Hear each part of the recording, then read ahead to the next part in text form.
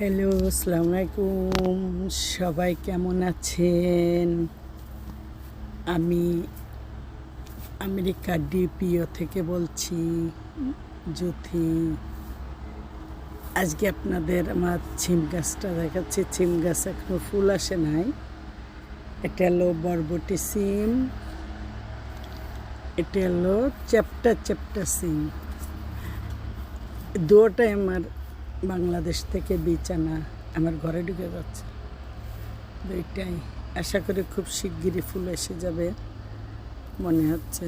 এবার একটু গাছ দেরিতে হয়েছে, প্রথম যা লাগাইছি সব মারা গেছে, পরে ইনশাল্লাহ এগুলো সুন্দরভাবে হয়েছে।